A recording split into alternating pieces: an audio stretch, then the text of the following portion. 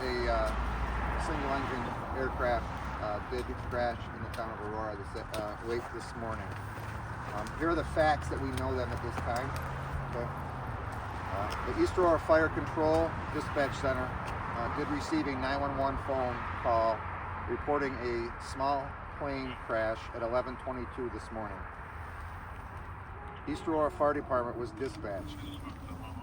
The East Aurora Fire Chief was the first unit on scene at 11:29. He reported a fully involved fire.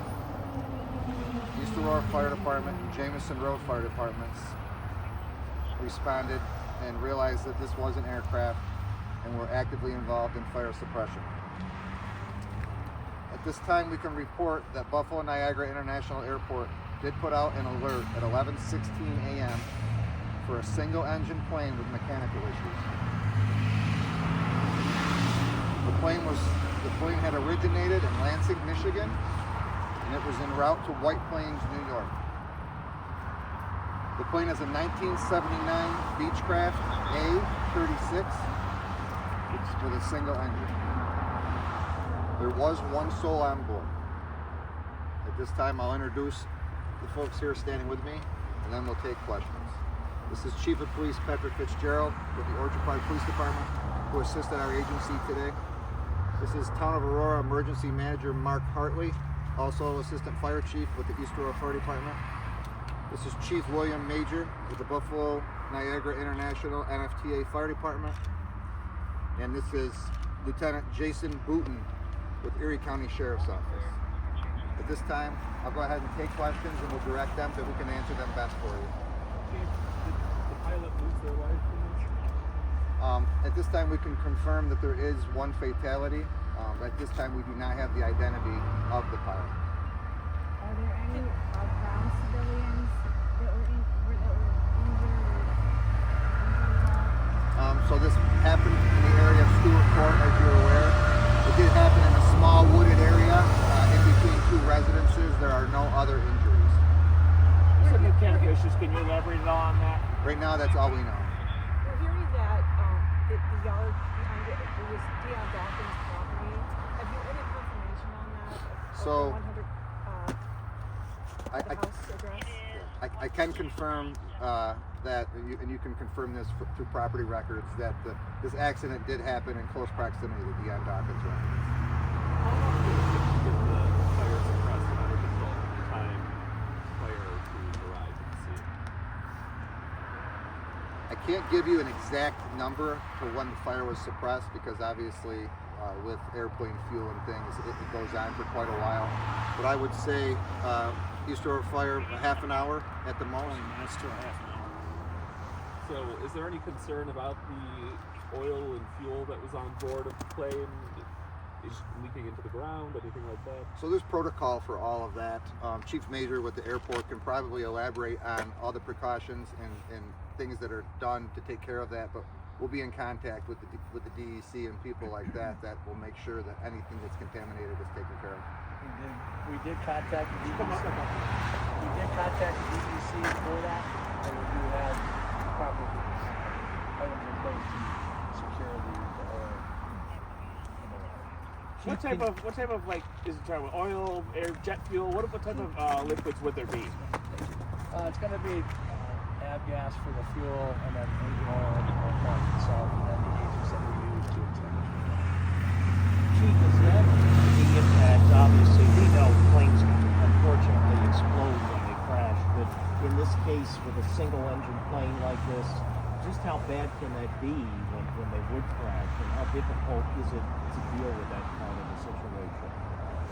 East Aurora Fire Department, Jamison Road Fire Department did an excellent job extinguishing the fire. Based on its location, it brought a little bit of challenge to them.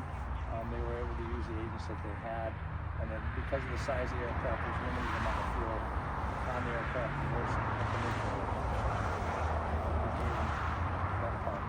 Can you talk about, we're hearing that he was diverted toward Buffalo because he wasn't able to make it, and we were notified as the airport fire department that the aircraft was lowered at 11:16.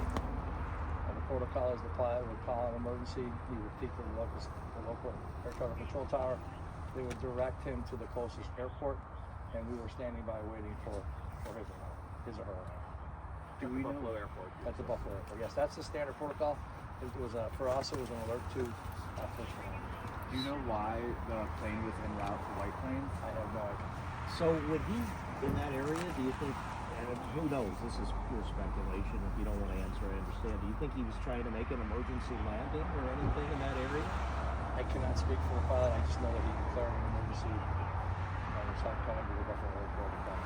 Were there any eyewitness accounts that you've been able to, anyone you can speak with, or the information you've been able to gather that someone may have seen the struggle in the air? So like I said, when I started, we did receive a 911 call. The caller did report that he observed a small aircraft crash.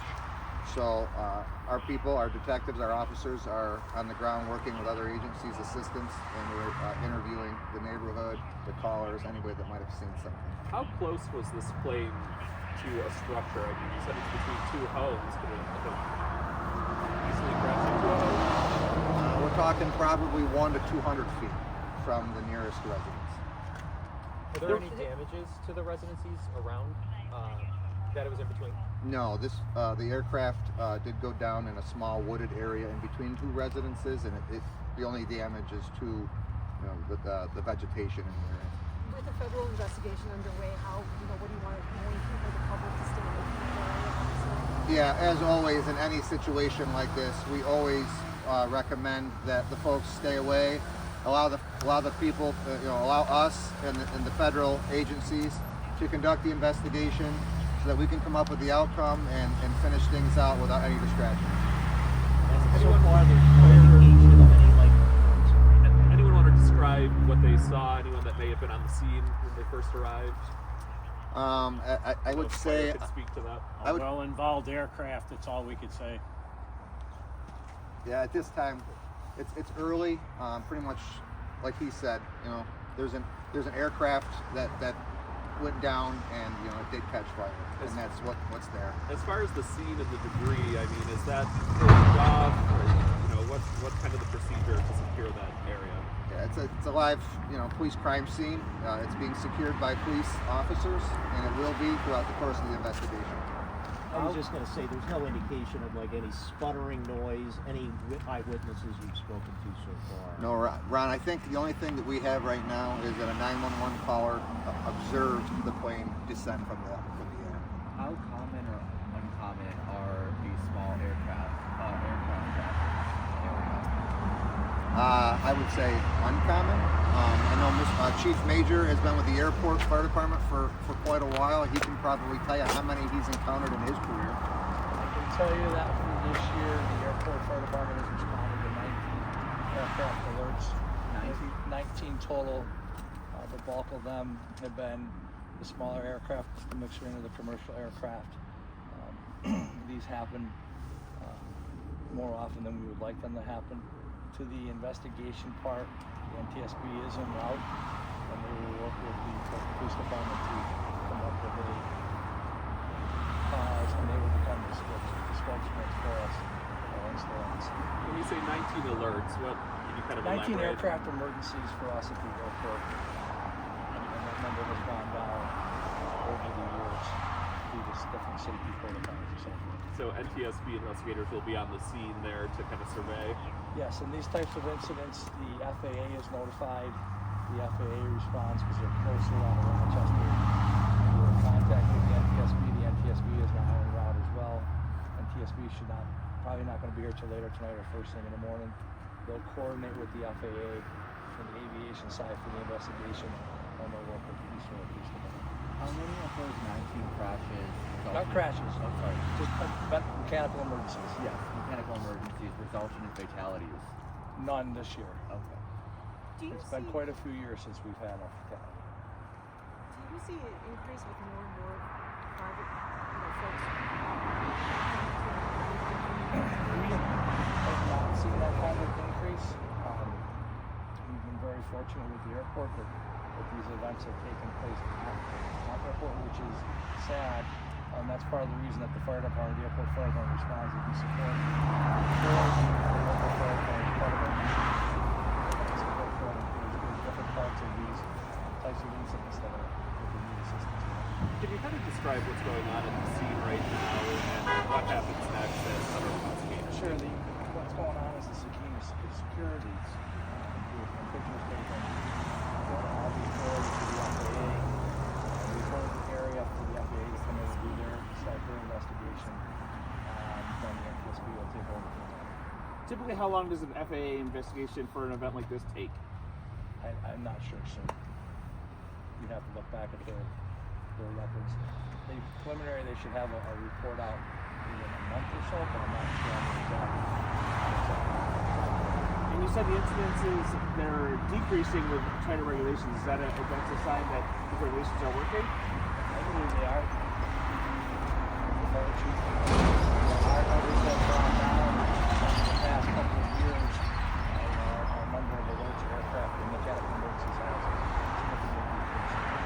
From a law enforcement standpoint, is there any sort of a video canvas you're looking to do to see if you can find any, perhaps, ring doorbell, anything like that? Yeah, so, part of the canvas of an investigation like this is to seek out any and all available information. So that would include anything that's available to us.